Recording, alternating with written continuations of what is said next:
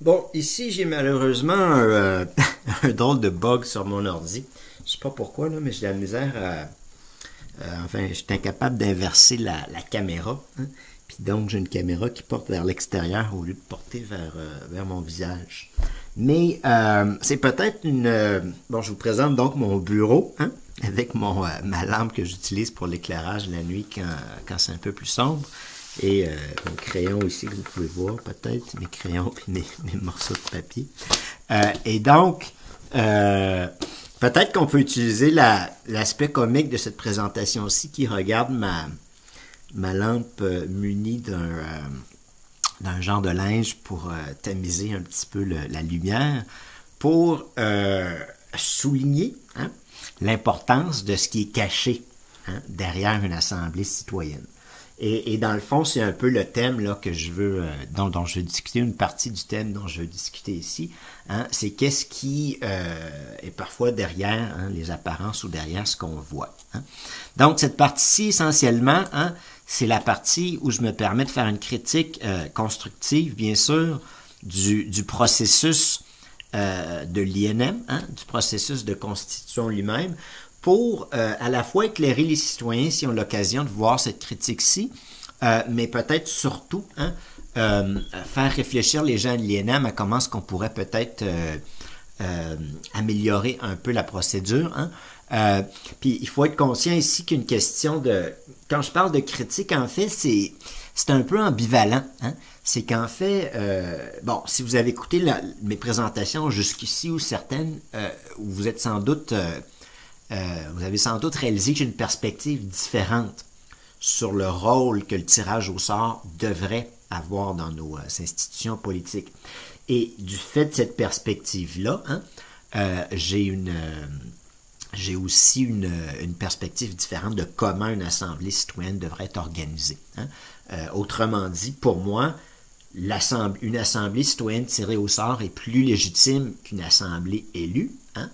Et donc, on doit immuniser, en fait, une assemblée citoyenne contre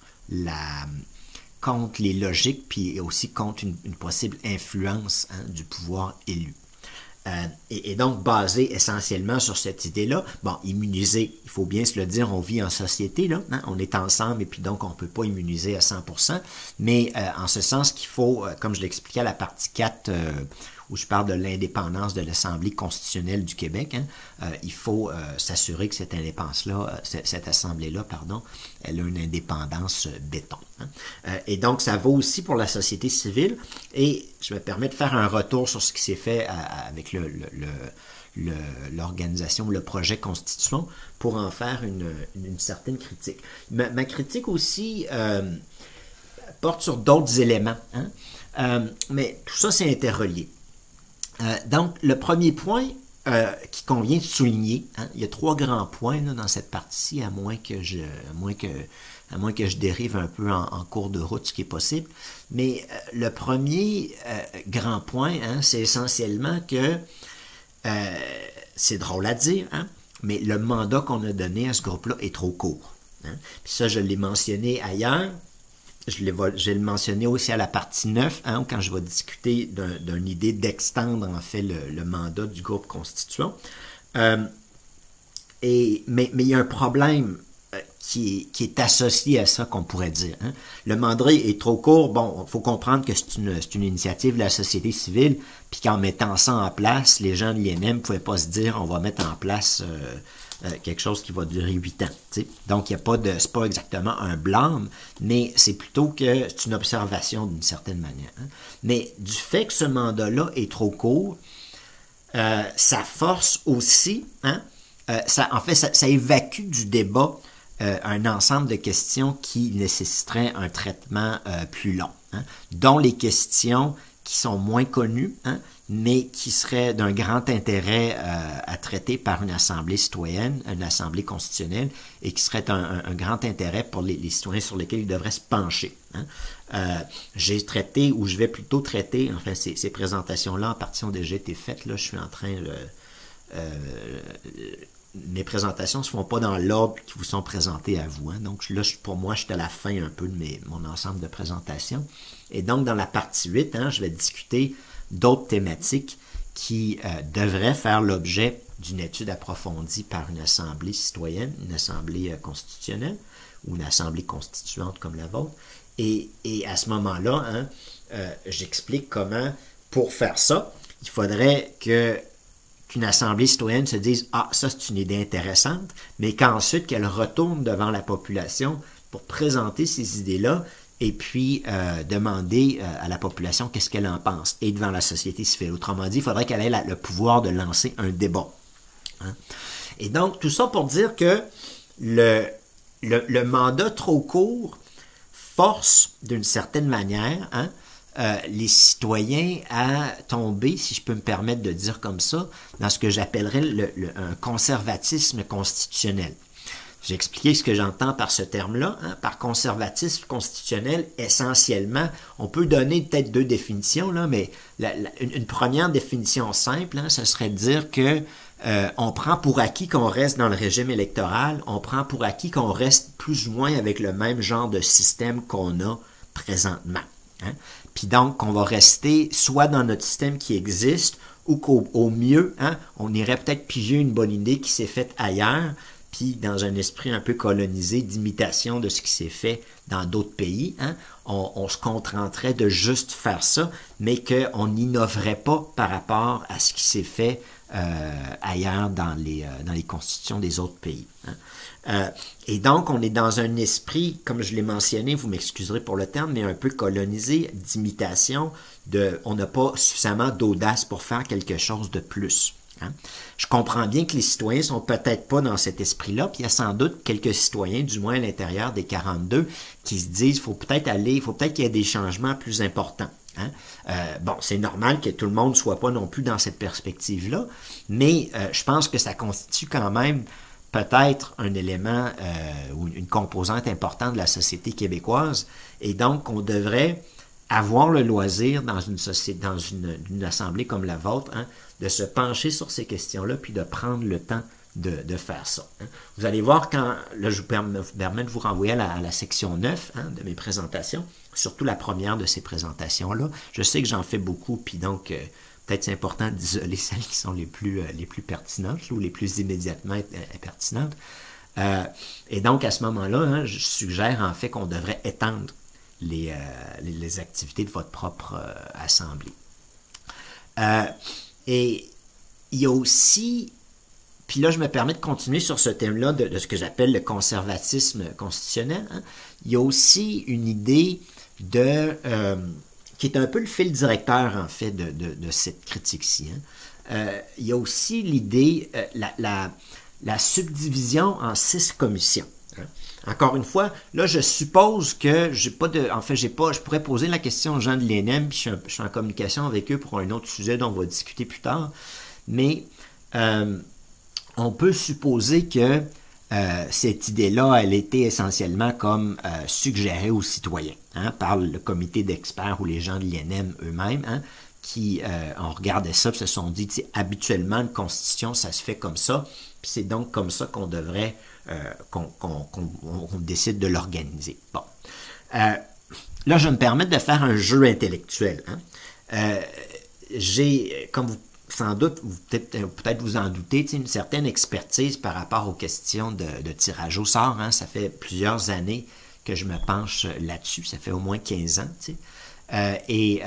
Bon, je sais aussi ce qui s'est fait au niveau international, puis je sais un peu quelles sont les autres initiatives qui se sont faites sur le sujet.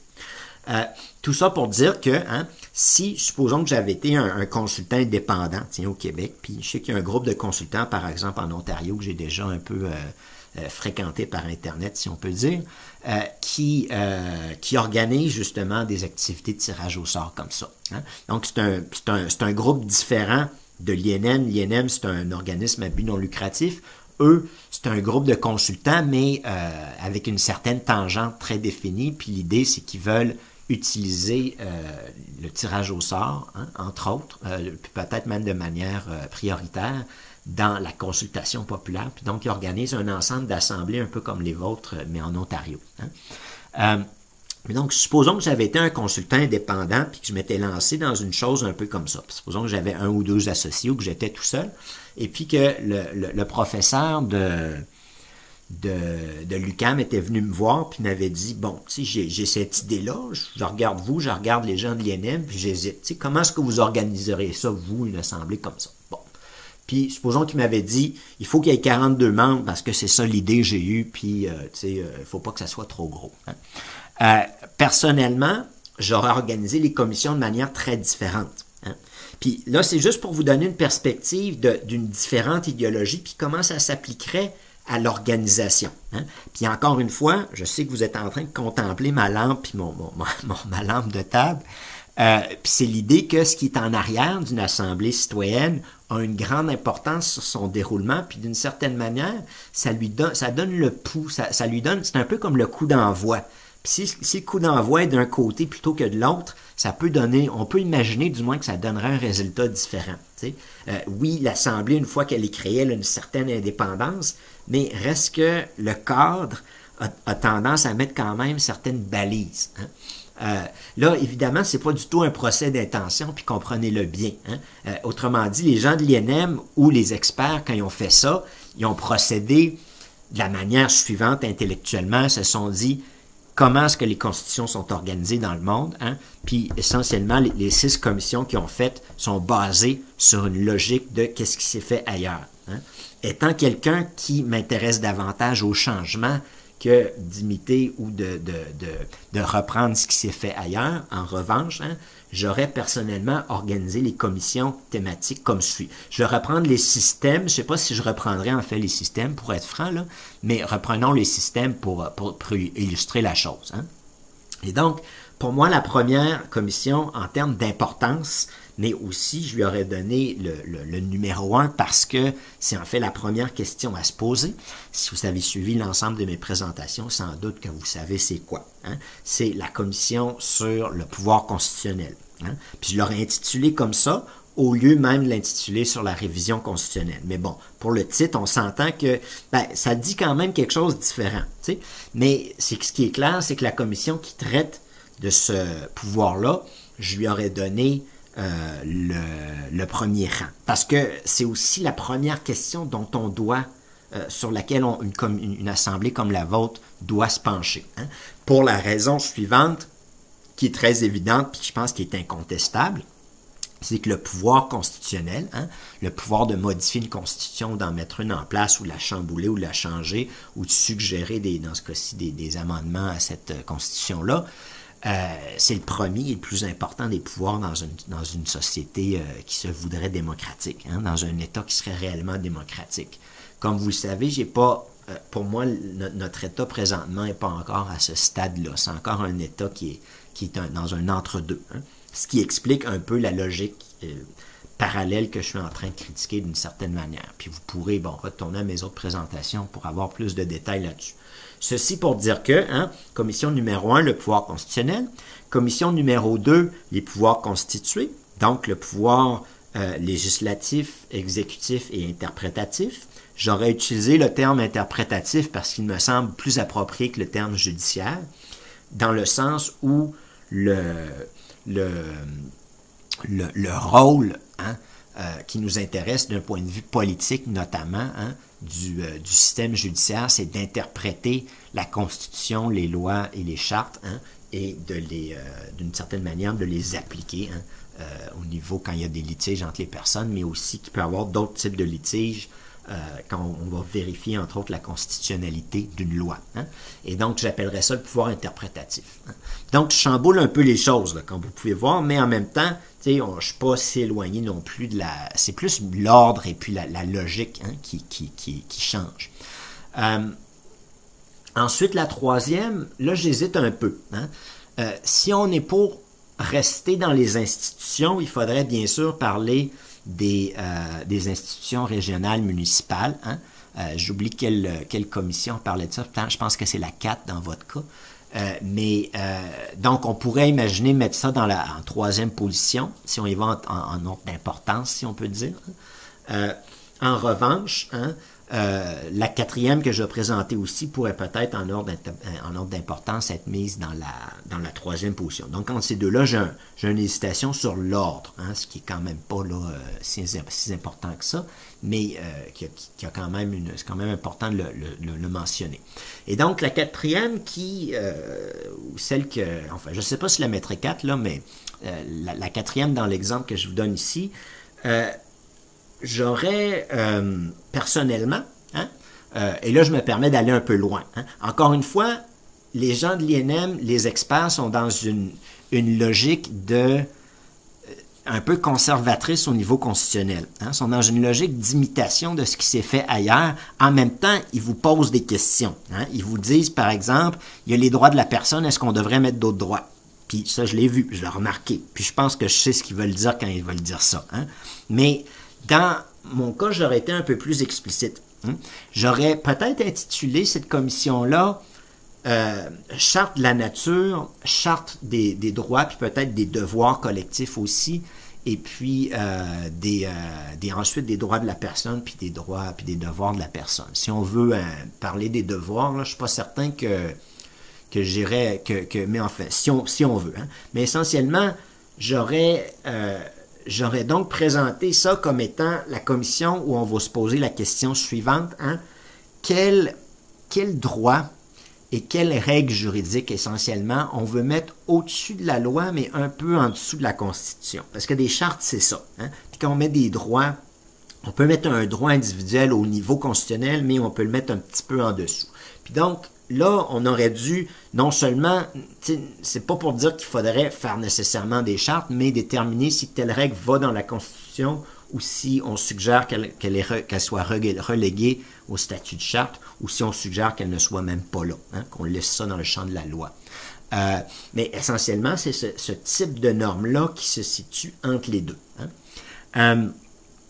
Enfin, hein, la cinquième commission, puis là, je me permets de reprendre un peu ce que les gens de l'INM font. Je ne suis pas certain que j'aurais exposé de la même manière à ce niveau-ci. Je ne suis pas certain que j'aurais même gardé je ne suis pas certain que j'aurais exprimé la chose de la même manière. Mais la cinquième commission, ce serait celle sur les relations avec les Autochtones, le Canada et le monde, hein.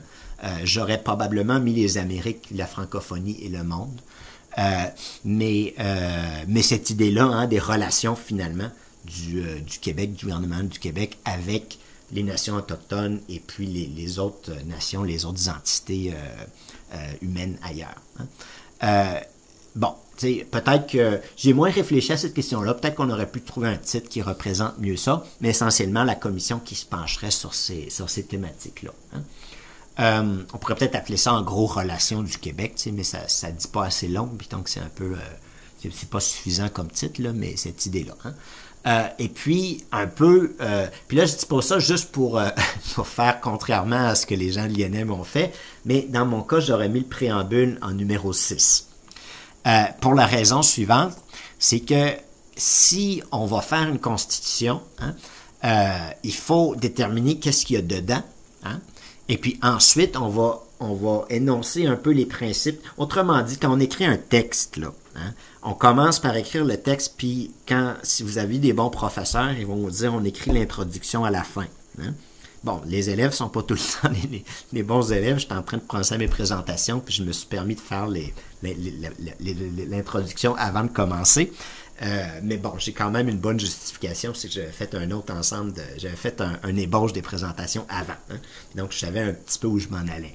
Mais essentiellement, hein, il faut traiter des 5 autres thèmes avant, puis parce que ce qu'on va décider là peut avoir une incidence sur ce qui va se mettre dans le préambule. Si on décide de mettre en place une assemblée constitutionnelle comme je le suggère, tu sais, il y a des éléments qui doivent être ajoutés au préambule par rapport à ça.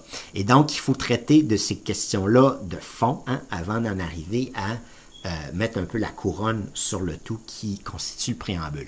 Il faut aussi dire que, bon, d'un point de vue juridique, le préambule, ça vaut 0. Hein? Autrement dit, si vous allez en cours puis vous dites le préambule de la Constitution du Québec dit ça, le juge va vous dire oui, mais le préambule n'a pas de valeur juridique. Ou s'il y en a une, c'est peut-être, il va peut-être ça va peut-être pencher vers l'interprétation du juge peut peut-être pencher vers tel bord selon un petit peu ce que le préambule dit. C'est un peu l'esprit de la chose, là. Mais bon, soit qu'il n'y a pas de valeur juridique ou s'il y en a une, elle est très modeste, hein. Et c'est certainement une question dont d'autres constitutionnalistes ont pu se pencher peut-être davantage que moi, là.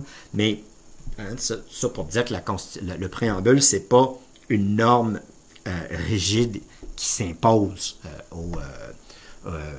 qui s'impose d'un point de vue juridique. Hein. Ça ne veut pas dire que c'est pas important. Hein. Puis c'est pas parce que dans ce cas-ci, dans la position 6, que c'est pas important. En fait, c'est un peu drôle à dire, mais souvent, ben, évidemment, les gens vont commencer par lire le préambule, puis au niveau de l'idéologie, puis de ce que c'est le we the people dans la déclaration américaine, qui n'est pas exactement le préambule d'une constitution, là, mais puis peut-être, j'oublie en fait, c'est dans la constitution américaine comment elle commence. Peut-être qu'elle commence aussi comme ça, peut-être que même je me trompe entre la constitution et la déclaration d'indépendance. Mais ces termes-là, ces idées-là, hein, je pense que le we the people, en fait, c'est nous le peuple, hein, je pense que c'est en fait dans la constitution. Mais le début de ces textes-là, les fameuses phrases de Jefferson puis de Franklin dans la Déclaration d'indépendance qui nous disent tous les humains naissent égaux en droit, et ou naissent égaux, hein, ces propos-là marquent la conscience. Puis donc, un préambule, ça a une importance pour ça. Hein. C'est sûr que les règles de droit, ils vont mettre en place des choses, puis d'un point de vue structurel, ils sont plus importantes, hein?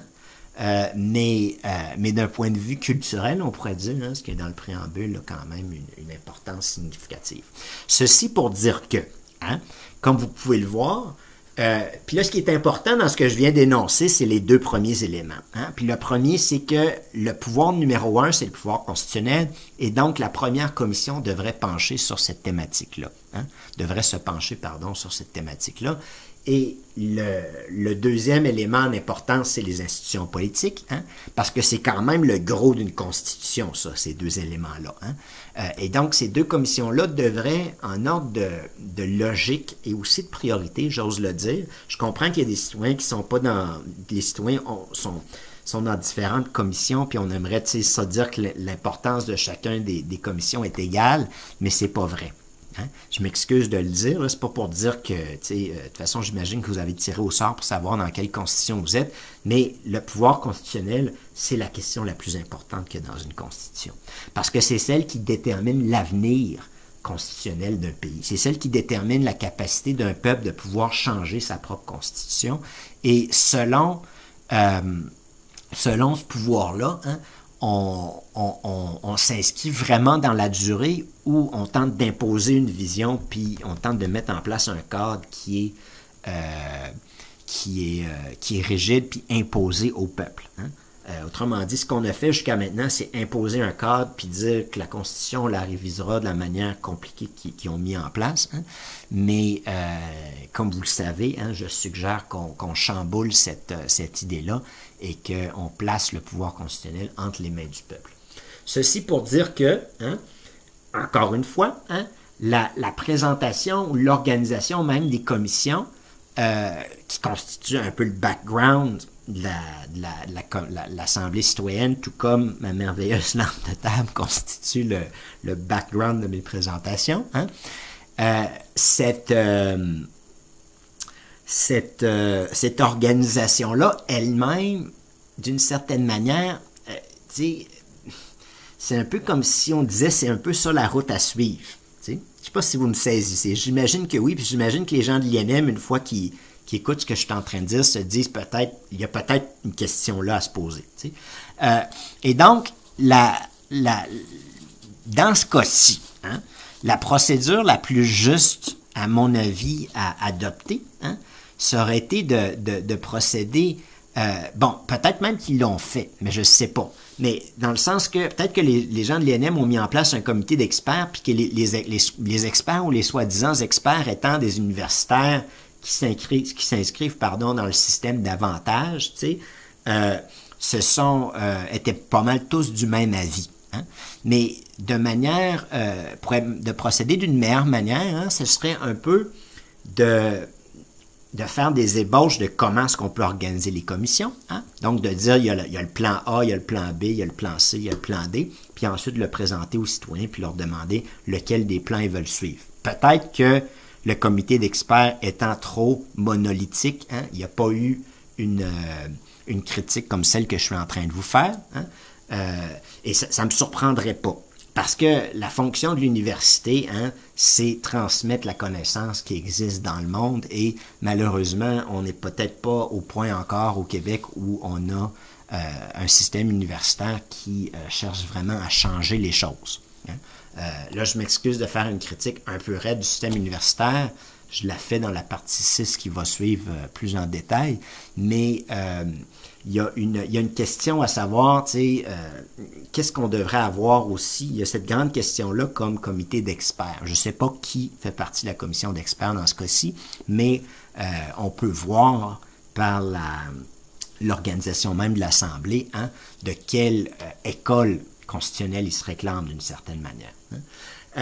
Et bon, c'est pas non plus un blâme. Tu sais, ces gens-là ont une fonction dans notre société, mais ont peut-être pas, du fait de leur fonction, se sont peut-être pas penchés sur toutes les options de grands changements, hein, qu'on peut mettre en place. Il faut dire aussi que, tu sais, c'est un sous-domaine à l'intérieur du droit, puis qu'il y a probablement même pas de cours, hein, à l'université sur des thématiques comme celle dont on est en train de discuter ici. Il y en a à un moment donné, un professeur à l'ENAP qui avait un cours avec un titre qui allait dans ce sens-là. Je ne suis pas certain que le contenu allait beaucoup dans le sens-là, mais avec l'idée de quel genre de réforme démocratique on pourrait faire. Mais du fait, hein, que le pouvoir constitutionnel n'est pas entre les mains des citoyens, tout le système est organisé pour que on n'en jase pas. Ben, enfin, organisé. C'est pas nécessairement une question de mauvaise volonté là, tout le temps, mais ça fait partie de la logique de notre réalité électorale où les citoyens sont privés, hein, de ce pouvoir-là qui est le pouvoir constitutionnel.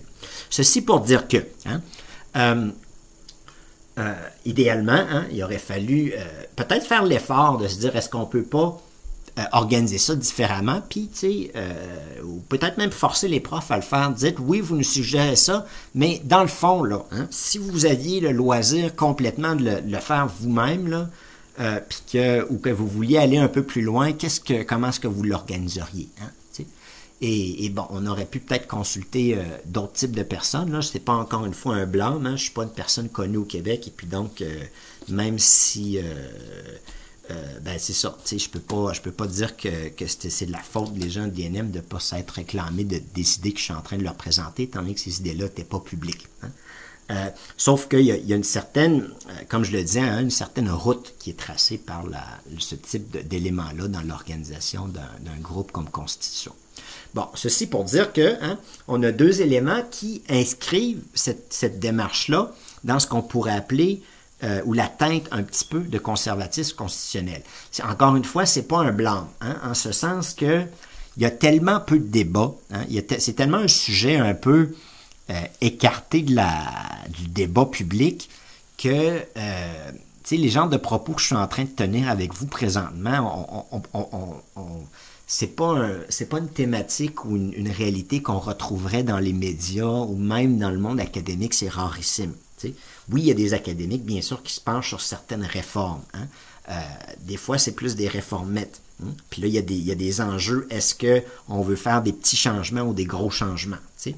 Puis, dans mon cas, je suis plus dans le camp des gros changements. Hein. Mais, dans l'institution universitaire, par exemple, je peux vous dire, quand j'étais plus jeune puis que je voulais faire des travaux de maîtrise sur des sujets comme ceux-ci, les professeurs me disaient « tu vas trop loin hein? ».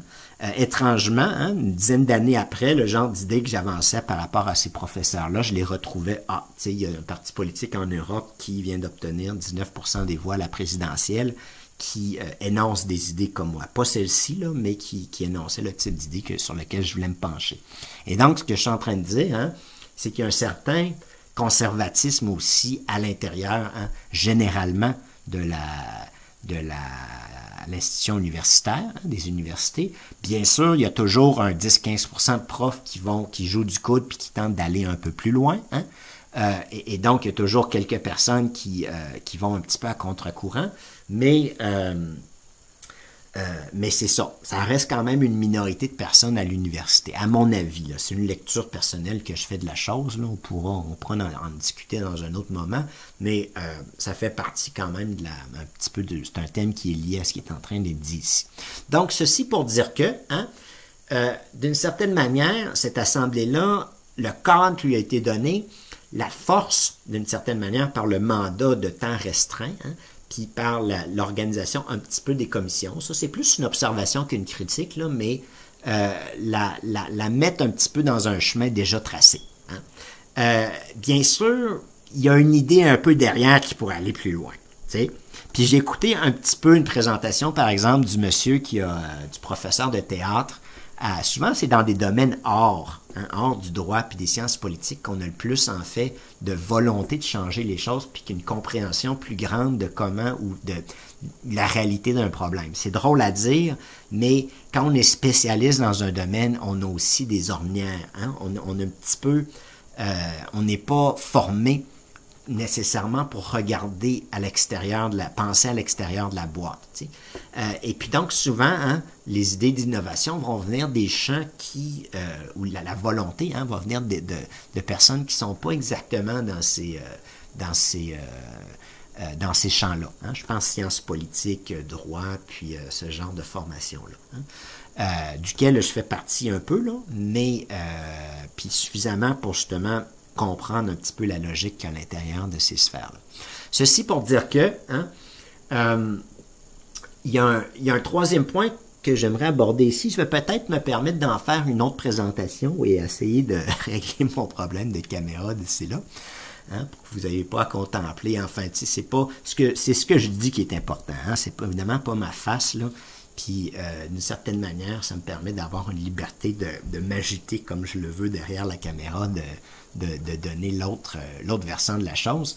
Mais dans l'autre point que j'aimerais ça aborder, c'est la question de la présidence de l'Assemblée, qui est une question très importante aussi.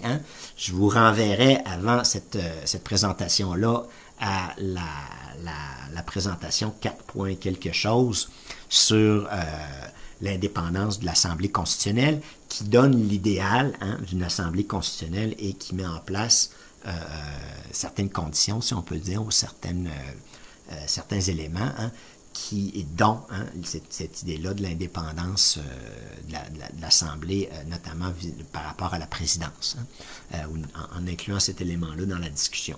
Et donc, dans cette présentation-là, on va discuter de cet élément-là. Ce qui convient peut-être de retenir jusqu'ici, c'est que, justement, il y a une certaine idée d'un certain conservatisme constitutionnel. Bon, il s'agit aussi peut-être d'expliquer aux citoyens, je me permets de le faire ici, je pense, pour que les gens comprennent bien, d'une certaine manière, c'est que dans le camp des personnes qui veulent changer les choses, si on prend un camp très très large, puis on pourrait même faire une analyse un peu historique de ça, quand on étudie un peu les révolutions qui se sont faites dans le passé, il y avait toujours des camps différents comme ça. Mais bon, on n'est pas dans une situation comme ça au Québec pour l'instant du moins. Mais si on regarde le Québec, dans le camp des personnes qui veulent changer les choses, il y a différents types de personnes. Prenons le type, par exemple, du professeur de théâtre de l'UQAM, qui est certainement pas un constitutionnaliste, puis qui n'a pas, si je peux me permettre de le dire, peut-être les compétences techniques dans sa formation du moins, pour, disons, ébaucher un plan de constitution, ou disons pour bâtir des institutions. Il pourrait l'acquérir, parce que c'est une compétence qui s'acquiert. Mais on peut présumer qu'étant un prof de théâtre, il regarde ça d'un autre point de vue. C'est pas pour... j'espère que je suis pas trop... ça va un peu de soi. Et donc, il y a des gens qui regardent le système puis qui se disent qu'il y a un problème. Puis dans la société, en passant, il y en a beaucoup de ces gens-là. Il y a 33% des Québécois qui votent pas. Puis donc, il y a plus de gens qui votent pas que de gens qui votent pour le parti qui forme le gouvernement. Puis ça, il faut s'en rappeler.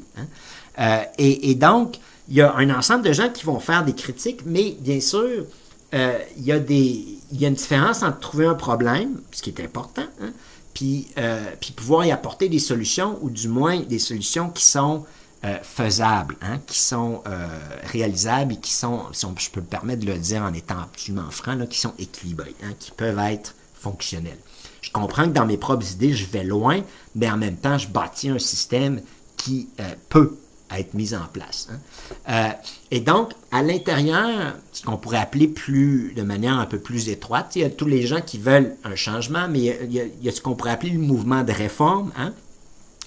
Il y a souvent 2 ou 3 tangentes. Hein. Il y a une tangente qui veulent des réformettes, qui ne veulent pas changer grand-chose, mais quand même aller un petit peu dans une voie de changement. Tu sais.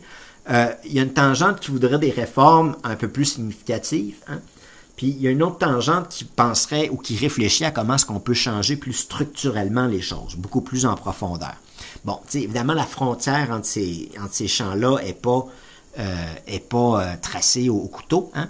Et puis, malgré les différences, quand ces gens-là se rencontrent, sont contents de pouvoir jaser avec quelqu'un qui a un petit peu pensé aux mêmes problématiques qu'elle. Hein? Et puis donc, ils ont quand même certains atomes crochus. Mais pour dire que, tu sais, il y a des différences de perspective.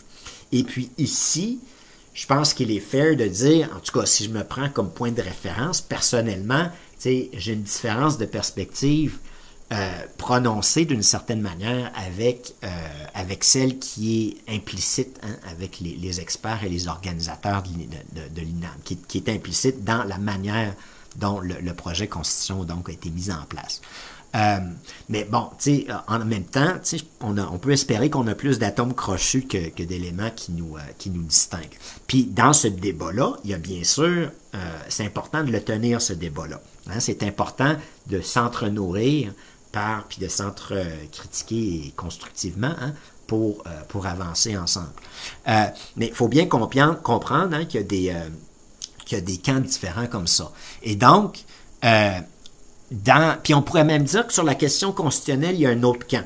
Il y a un autre camp qui voudrait essentiellement, le camp, on pourrait appeler ça le camp zéro. Hein?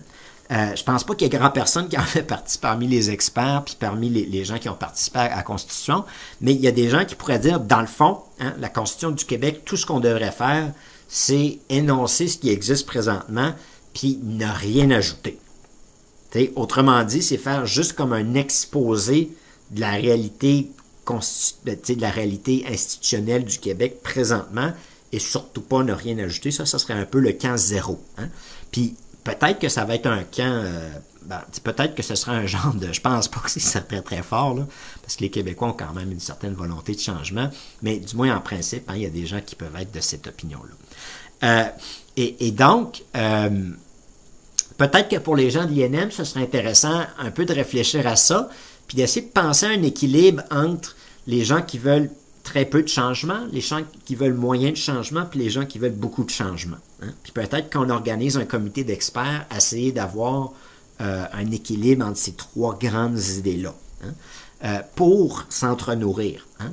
Puis pour aussi, évidemment, ça dépend. Hein? Peut-être que les gens de l'INM, s'ils adoptent un camp particulier, pourraient se dire on va mettre moitié de gens qui veulent des grands changements, puis moitié de gens qui veulent des changements plus mineurs. T'sais, ça aussi, c'est une forme d'équilibre. Évidemment, étant dans le camp des personnes qui veulent des grands changements, je ne veux pas dire qu'on devrait prendre toute la place, là, mais c'est un peu aux organisateurs à choisir qu'est-ce qui est, indirectement, leur perspective. C'est drôle à dire, mais ça reste leur conscience par rapport à la chose. Mais tout ça pour dire que il serait quand même logique d'avoir des gens qui peuvent vous proposer quelque chose de plus grand que des modifications un peu parfois cosmétiques au système qui existe, ou parfois un peu importantes, des fois, hein, mais qui ne vont pas très loin. Hein. Il y en a qui sont cosmétiques, il y en a qui ont une certaine importance, puis il y en a d'autres qui chamboulent un peu plus les choses. Puis ne serait-ce que pour nourrir le débat, surtout dans le cas comme ici, là je comprends que le tirage au sort n'est pas un mécanisme qui est très utilisé dans notre société encore, mais surtout si on a une assemblée tirée au sort, ce serait intéressant, par exemple, d'aller piger ce professeur-là en France qui s'appelait de mémoire Yves Saint-Omer, je ne suis pas sûr si c'est Yves ou Alain, là, mais de mémoire c'était Yves, et de lui demander, venez donc au Québec, puis nous parler un petit peu de qu'est-ce qu'on pourrait faire avec le tirage au sort dans des institutions politiques. ce serait pas inintéressant, autrement dit, là, d'élargir un petit peu le camp des experts. Hein. Mais c'est ça, hein, il faut comprendre que puis ces gens-là, bon, j'essaie de vous donner quand même une belle image de ces gens-là, hein, mais je ne vous cacherai pas qu'il y a derrière ces débats idéologiques-là, des fois, il y a des émotions aussi, hein, puis des fois, on se pogne un peu, tu sais, ou des fois, on se critique un peu raide, hein, on n'est pas d'accord. Puis ça, c'est correct aussi dans un débat. C'est mieux de rester dans le champ de la politesse, mais en même temps, je suis partisan de dire les choses de manière franche telles qu'elles sont. Sauf que, hein, il ne faut pas l'oublier, ça non plus. En ce sens que, toute personne qui pense à une réforme a comme un peu une idée il y a un peu d'ego qui est associé à ça. Hein? C'est comme quand on pense ce qui est une bonne idée, on aimerait ça que ça soit notre idée qui soit adoptée. Hein? Puis il ne faut pas oublier que ces personnes-là, donc, hein, vont toutes d'une certaine manière, la grande majorité du moins, avoir peut-être un peu de cet élément-là à l'intérieur de leur pensée, leur personnalité ou des émotions qu'ils peuvent avoir par rapport à ces idées-là. Ça ne veut pas dire que c'est mauvais. Si on a une idée qu'on pense qui est bonne, c'est peut-être bien qu'on la défende, mais il faut comprendre ça. Hein? Autrement dit, il y a une game un peu entre ces gens-là, des fois. C'est pas très, très clair, puis ça reste... c'est pas un mouvement très organisé, on s'entend, là. Mais ça se voit. T'sais. Puis là, je pense, quand je tiens ces propos-là, je pense entre autres au mouvement de réforme sur le mode de scrutin. C'est un peu mon point de référence pour vous parler de ça. Puis d'autres éléments autour de ça qui, à mon avis, est plutôt dominé par les deux premiers camps. Pour vous donner un exemple, là, les deux premiers camps dominent davantage ce mouvement-là. Puis c'est un peu ça pour moi le mouvement de réforme. Donc, il y a peut-être un mouvement plus large dont je suis un petit peu déconnecté depuis quelques années, là. Mais au Québec, ça reste quand même pas mal ça. Puis, bon, il y a aussi une perspective historique, hein.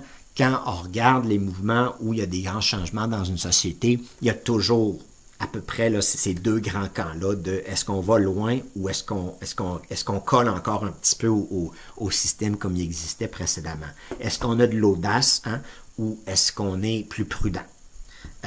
Pour me mettre dans la perspective, encore une fois, des gens avec lesquels, je ne suis pas dans le camp de la prudence. Je suis dans le camp, un peu, là, mais je ne suis pas dans le camp de ce que j'appellerais un peu la timidité aussi. Je suis dans le camp d'être plus audacieux puis d'explorer des idées qui vont plus loin. Hein? Puis donc, il faut donner la parole aussi aux autres pour qu'ils puissent exprimer leur point de vue. Je ne peux pas le faire de manière complètement objective dans mon cas. Donc, ceci pour dire que, hein, il y a une certaine tangente qui était, je pense, implicitement puis sans doute inconsciemment, par les gens de l'INM, un peu donné au mouvement Constitution. Évidemment, là, on peut pas refaire l'expérience, mais si on était pour la continuer, on pourrait tenter de corriger les choses, ou du moins de changer un peu le cap. Puis si on est pour répéter l'expérience, à ce moment-là, on pourrait aussi, ou dans d'autres expériences apparentées, hein, tenir compte de ça pour s'assurer d'avoir un niveau de débat qui est plus profond, essentiellement. Hein. Je me permets aussi de dire que quand je parlais du système, du régime électoral, hein, que dans le fond, la limitation du débat au seul réformiste moyen et puis au reste de la société, ça fait partie de ce système-là aussi. Ça fait partie de la logique du régime électoral. Hein. L'exclusion, d'une certaine manière, pas que je me sens ici exclu, là, mais on va avoir tendance parfois à tasser certaines personnes qui vont trop loin, hein, dans la perspective qui vont dans le régime électoral, autrement dit, cette logique-là de s'en tenir à ça, ça colle bien davantage à ça. Hein. Étant donné que je veux en sortir, nécessairement, hein, je dois m'inscrire dans l'autre camp. Je pense que c'est plutôt clair, là. Mais hein, c'est cette... excusez-moi, là, ma pensée n'est pas aussi claire que j'aimerais ça qu'elle le soit, mais cette... l'accent, hein, ou l'importance qui est donnée à un certain type de pensée par rapport à la réforme, qui s'inscrit plus en lien avec le système, hein, bon, c'est une mentalité humaine, dans le fond, dans toutes les sociétés. C'est pas juste le régime électoral, mais dans ce cas-ci, ça colle avec la logique du régime électoral. Tu sais. Quand je disais que le débat sous un régime électoral n'est pas aussi large qu'il devrait être dans une société où il y aurait des débats profonds, ou des débats réels, ben c'est un peu ça que j'étais en train de vous dire dans la section 2. Et donc, il y a des liens là essentiellement à faire avec tout ça, puis une réflexion un peu plus profonde à tenir sur la question. Ceci pour dire que dans la prochaine présentation, on se penche sur la question de la présidence et j'ai pas vraiment à l'esprit d'autres choses, mais après avoir traité ce point-là, on va passer à un autre sujet après.